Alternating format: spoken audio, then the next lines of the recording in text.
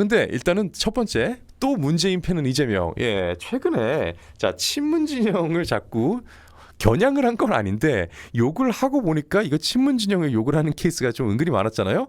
이번에는 이런 얘기를 했습니다. 이 순위 조작이나 이 매크로 여론 조작하는 거 이 매우 나쁜 범죄죠. 이거 체크해봐야 됩니다라고 이야기를 합니다. 어우, 여러분 누구부터 떠오르나요? 드루킹, 그죠? 김경수. 예, 바로 이 친문의 적자, 이 김경수가 사실 그래서 이제 이 문재인의 이 대선 이건 진짜 다시 한번 이거 검토를 해야 된다. 예, 그런 얘기가 나올 정도로 예, 그 당시 이 드루킹의 이 매크로 여론 조작은 굉장히 심했습니다. 국민들의 여론을 완전히 호도했어요. 예, 그래서 이거 한번 체크할 필요가 있습니다라고 하면서 경찰청 업무보고에서 이렇게 이야기한 거예요. 유튜브나 이 기사 댓글, 이 커뮤니티 등 명백한 가짜 뉴스가 횡행하죠. 개인이 우발적으로 하는 경우 있겠지만 이 조직적 체계적으로 의도를 가지고 유포하는 경우도 있어 보여요라고 있죠. 재판까지 나왔잖아요. 재판까지 받았잖아요. 그래서 여기에 대해서 어떤 케이스까지도 이렇게 다 이야기하고 예, 결국은 이렇게 저격을 하면은 깨갱거리고 또 붙들려 나오는 건 누구냐? 예, 이제 과거에 이제 추미애 당대표가 그 당시에 자기한테 악플이 쏟아지니까 문재인을 욕하는 건 참아도 날 욕하는 건 참을 수 없어 이러면서 이 악플에 대해서 예, 또 여론 조작에 대해서 수사를 맡겼는데 그때 이제 드루킹 김경수가 깨갱거리면서 바둑이가 잡혀서 예, 나오게 된 그런 케이스가 있었죠.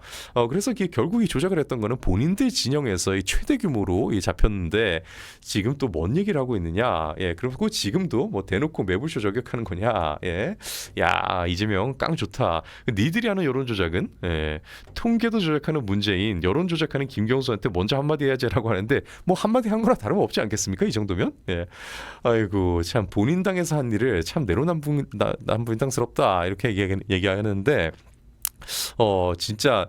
그런 얘기가 있죠. 지금 친문 진영에서 그렇게나 기를 쓰고 지방선거에 기어 나와가지고 본인들의 존재감을 계속 알리려고 하는 이유가 이재명이라는 캐릭터 자체가 본인의 지지율이 떨어지고 레임덕이 오면 가장 먼저 할 게 문재인을 감옥에 넣는 일일 것이다. 이 전 정부 이 레임덕을 극복하기 위한 이 방편으로 전 정부를 수사하는 게 그동안에 거의 뭐 관행처럼 이렇게 예, 많이 벌어져 왔었잖아요.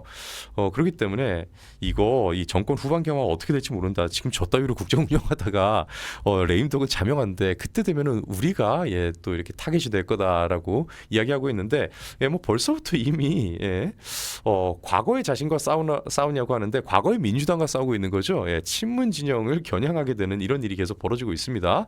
자, 그리고 본인도 마찬가지죠. 자기가 일본 욕할 때 정당한 항의, 시민들이 중국 욕하면 음모, 자기가 주작하고 매크로 돌릴 때 정당, 남이 팩트를 말하면 주작과 음모. 야, 모냥 빠지게 대통령이 됐으면 대통령답게 좀 굴어라 라고 비판이 예.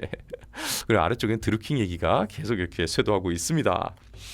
자, 그리고 이재명 절대군주제를 기원하고 있는 예, 좌빨 영포티, 좌포티가 또 이제 등장을 했습니다. 이렇게 이야기하네요. 나는 이재명 대통령 연임 말고 바티칸에 있는 교황처럼 죽기 전까지 했으면 좋겠다. 그러면 최소 30년 동안 누구를 뽑지? 이딴 걸로 스트레스 안 받아도 된다는데 동의합니다. 예, 저도 동의할게요. 교황처럼 죽기 전까지 하는 거 동의할게요. 대신 교황처럼 만장일치가 나올 때까지 선출을 하는 걸로 예, 콘클라베가 그렇잖아요. 그 안에서 완전히 완벽하게 그 안에 있는 모든 구성원들이 합의를 해야 하얀 연기를 보내가지고 이 선출이 된 걸로 통과가 되죠. 애초에 선출부터 국민들이 만장일치로 해가지고 선출을 한다면은 죽을 때까지 그 임기를 보장해도 좋습니다.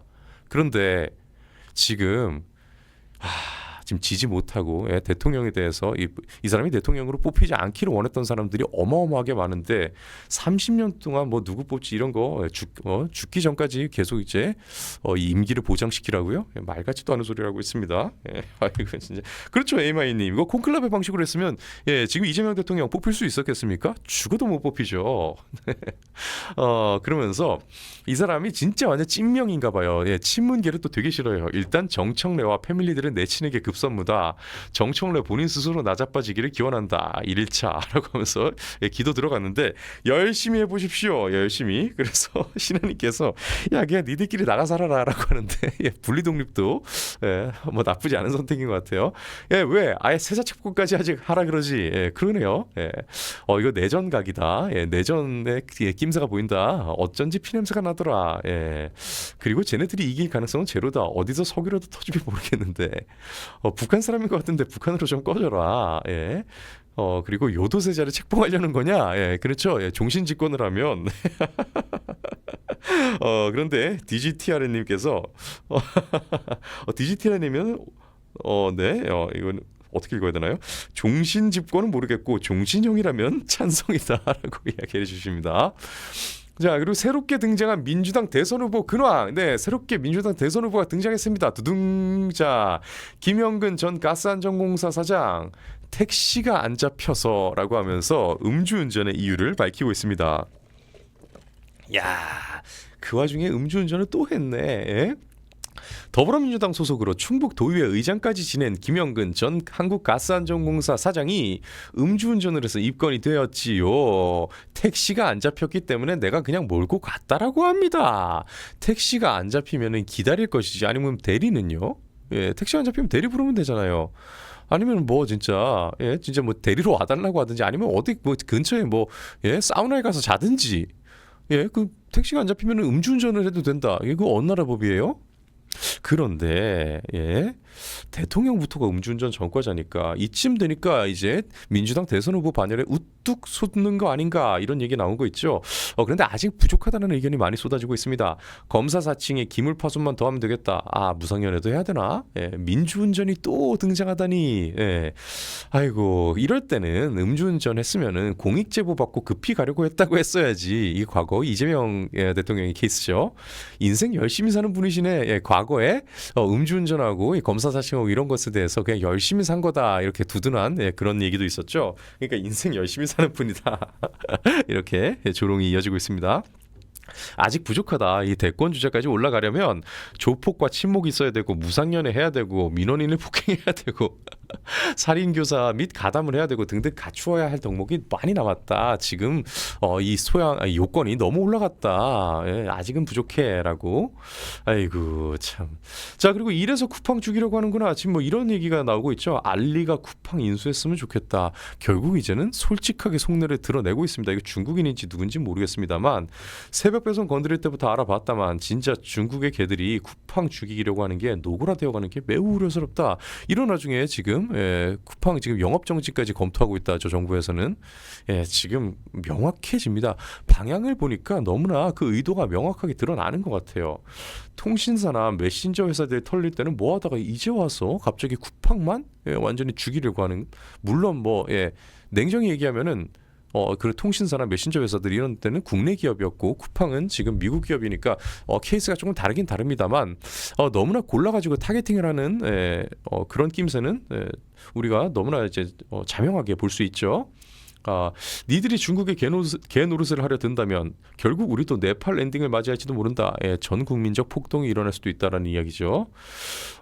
이런 와중에 왜 그러느냐? 국민들이 살기 힘들어서 그래요. 결국 폭동은 국민들 개개인의 삶이 어려워졌을 때 그 경제 문제가 그 기저에 깔려야 됩니다. 결국 근본은 문제는 다 경제죠. 그래서 지금 경제 상황 보면은 월급 4분의 1이 월세로 나가고 있다라고 합니다. 그러니까 이게 평균적으로 이 정도 나간다고 해요. 한 25%에서 30% 가량이 월세로 빠져나간다고 합니다. 월세 가격은 다 다르지만 이 임금 가격도 다 다르잖아요. 월급이 사람마다 저마다 다르듯이 그 월급에 맞춰가지고 형편에 맞춰서 사는 그 월세의 이 사이즈도 다 다릅니다. 그런데 대충 보면은 한 25% 30% 정도 된다고 그래요. 그 정도로 지금 월세가 많이 올랐다고 합니다. 자, 천정 뚫어버린 월세에 임차인들은 한숨이 나온다고 하죠. 참.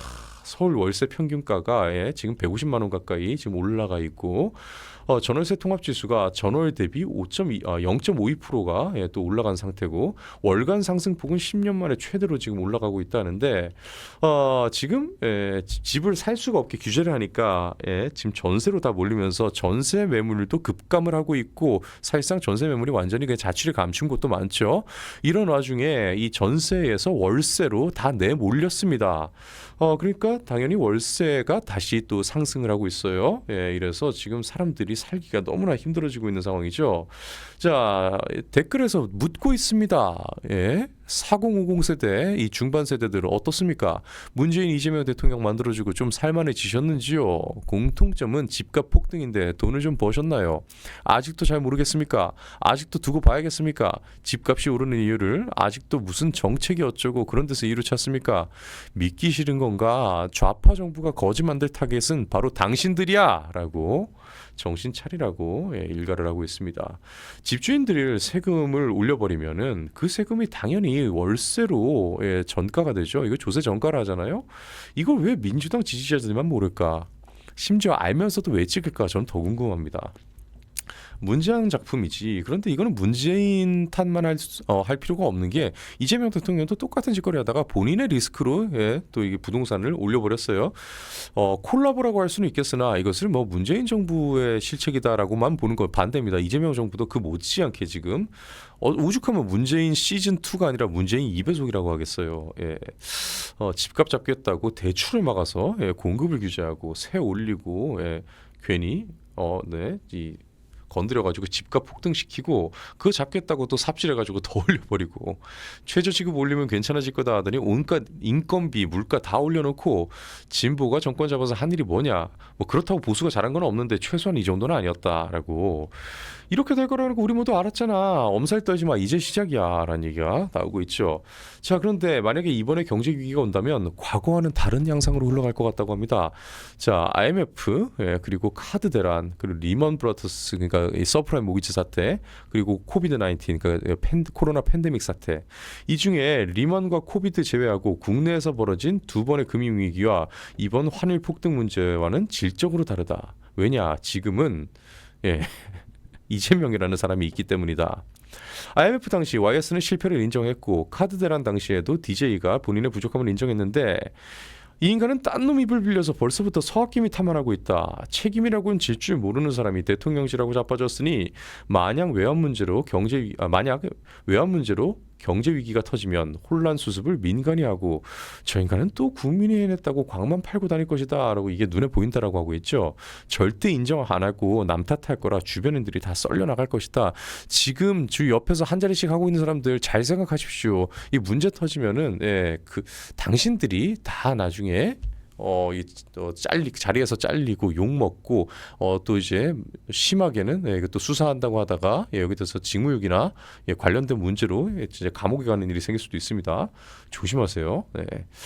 또 나라가 미쳤다는 증거다라고 하는데 정치 유머 게시판에 야 달러 오늘 사면 되냐라고 묻고 있습니다.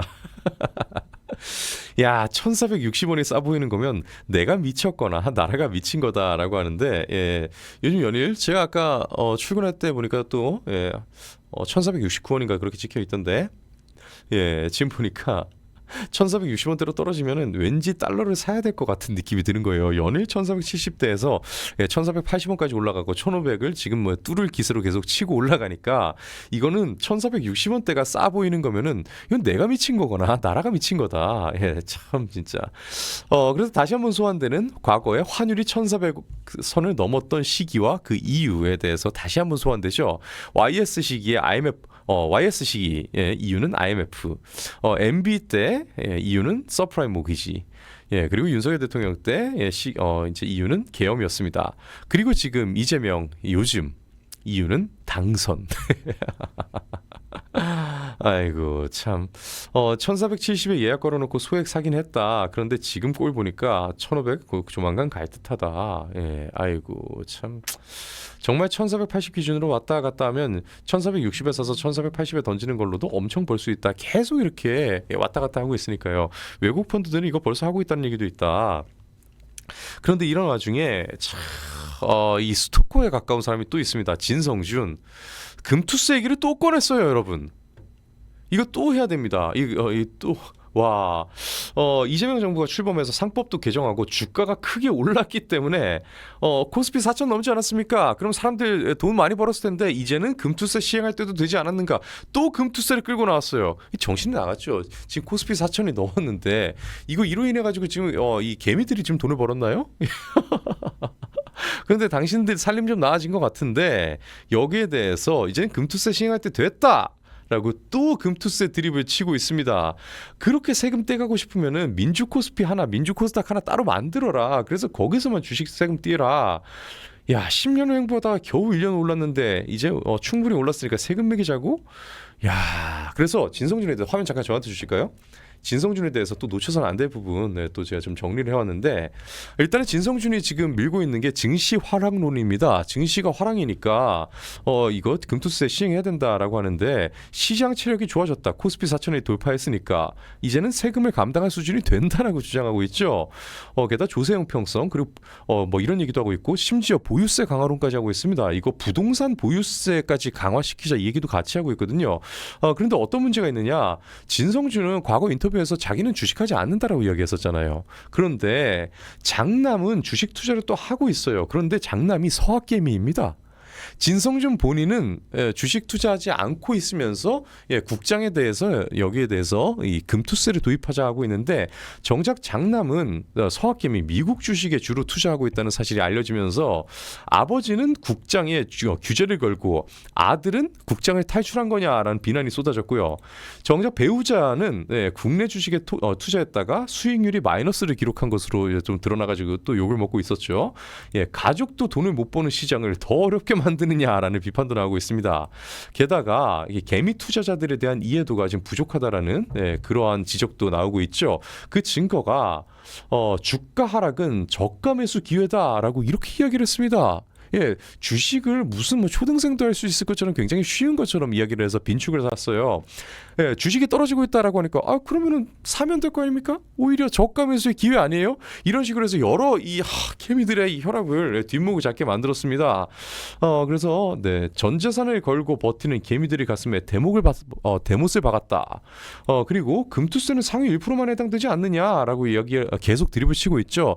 여러분, 개미 여러분 걱정하지 마세요. 이거 여러분 얘기하는 거 아니에요. 라고 마치 부동산 정책과 같아요. 이 세입자 여러분은 걱정하지 마세요. 우리 집주인한테 세금 물릴 거예요. 라고 하는데 결론은 어떻게 나요? 집주인한테 세금 올리면은 그게 이제 월세로 다 조세 전가가 돼서 세입자들이 피해를 받는 격이죠. 마찬가지입니다. 고래들이 다 떠나고 나면은 그러면 그 여파 남겨진 개미들이 고스란히 떠안고 있는 그러한 이 부정적 낙수조과의 무서움에 대해서 이해도가 전혀 없어요.